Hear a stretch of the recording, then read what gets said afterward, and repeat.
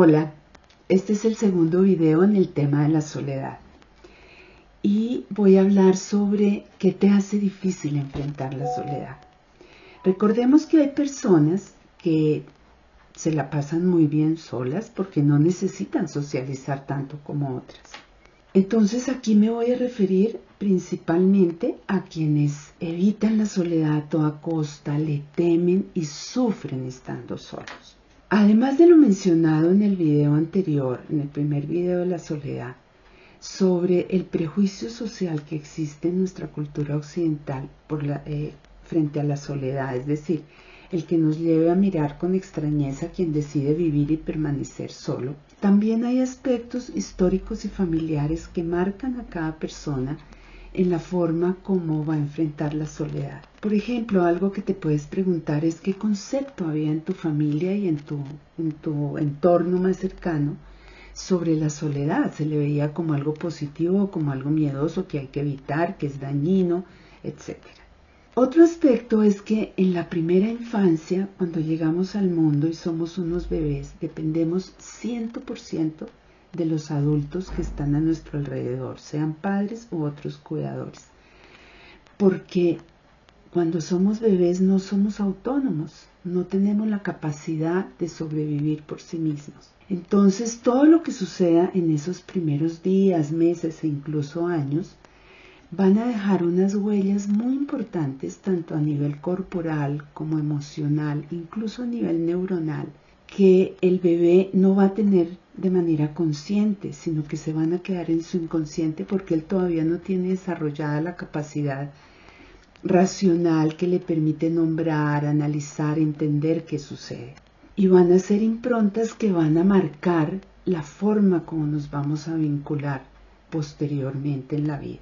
Después, cuando el niño crece y llega incluso a la adolescencia, durante toda esa etapa, tanto el entorno familiar como el educativo, como el social, lo van a seguir marcando de diversas maneras, sobre todo en unos aspectos que para el manejo de la soledad van a ser fundamentales, que es en el desarrollo de su autoimagen, autoconfianza, autonomía y en su propia independencia. Es decir, si estos factores se desarrollan, para la persona va a ser menos difícil enfrentar la soledad, mientras que si se quedan pequeñitos y no tiene la posibilidad de fortalecerlos, le va a ser mucho más difícil. Lo otro que te puedes preguntar para entender cómo sería esa historia en tu vida es qué tan amado, protegido y aceptado te sentiste tú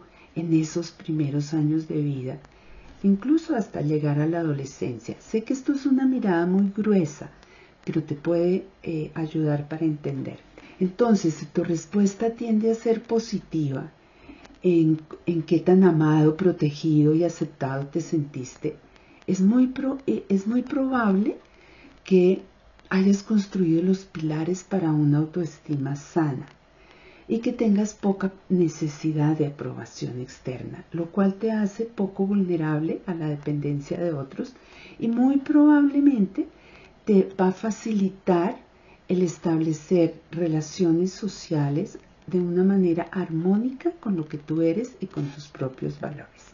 De lo contrario, si tu respuesta tiende a ser negativa, seguramente porque tuviste padres autoritarios, te sentiste poco escuchado, poco validado emocionalmente, sufriste abandono físico o emocional, fuiste víctima de manipulación, de engaño, tuviste violencia intrafamiliar o abuso sexual o cualquier otra situación que te haya generado daño internamente, lo más probable es que hayas desarrollado muy poca confianza en el mundo y en ti mismo. También es probable que sientas que no mereces ser amado, lo cual te lleva a necesitar una mayor aprobación externa y a buscar incluso aceptación social, relacionándote muy probablemente con personas que ni siquiera son afines a ti, con tal de tener algo de aceptación. Todo esto te puede hacer vulnerable a la dependencia emocional y por lo tanto vas a tener con seguridad mayor dificultad para enfrentar la soledad. Si tienes dolores o traumas internos sin procesar, puedes sentir mucho miedo a la soledad y evitarla sistemáticamente, por temor a enfrentar tu propia realidad interna, es decir, lo que eres sin las caretas del ego que te protegen cuando te muestras fuerte frente al mundo exterior. Porque es en la soledad donde realmente nos escuchamos, nos conocemos, contactamos a nuestro propio niño interno con sus heridas, dolores, necesidades, y esto nos puede asustar en un principio. No obstante, si nos permitimos estar ahí y familiarizarnos y entenderlo, lo podemos superar a la postre. En otras ocasiones, las experiencias traumáticas de abandono y maltrato o engaño en la infancia o en alguna otra etapa de la vida pueden dejar heridas que dificulten construir relaciones posteriormente, lo cual puede evolucionar en una soledad no deseada, no elegida, sino por miedo a repetir las experiencias dolorosas. Este puede ser uno de los componentes de lo que se llama la soledad reactiva, que es cuando alguien necesita compañía de otras personas, pero justamente por no confiar, por no poder establecer ese vínculo, las evita y termina conflictuado sin poder establecer esas relaciones que necesita. La buena noticia es que si tú sufres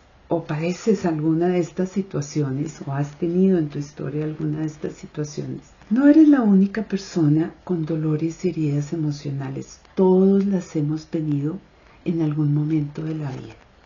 Lo primordial es que las reconozcas para sanarlas y así transformar tu vida presente y tu vida futura. En todos los casos de trauma emocional es indispensable que trabajes tus heridas internas, preferiblemente con un terapeuta que te apoye para sanarlas, con el fin de no repetir pautas que te vuelvan a generar sufrimiento. Si te es imposible hacerlo con un terapeuta, puedes hacer también cosas por tu cuenta.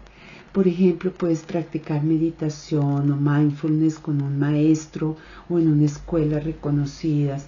Puedes escribir o pintar sobre tus dolores.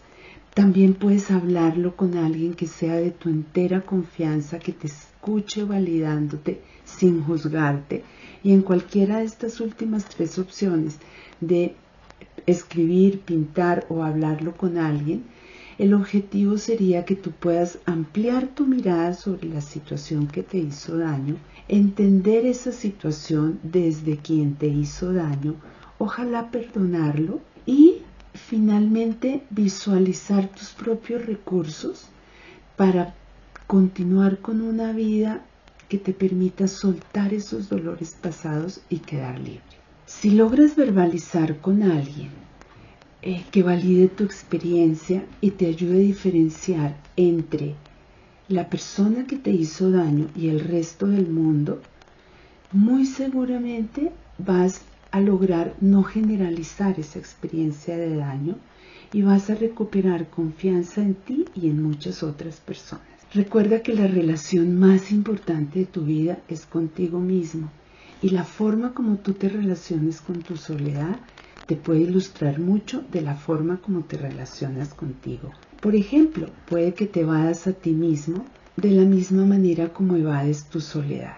Entonces, aunque te den miedo la soledad y el silencio, aprende a verlos como oportunidades de autoconocimiento, para ver tus recursos, para sanar tus heridas, para fortalecerte y aprender a ser un buen compañero de vida para ti mismo.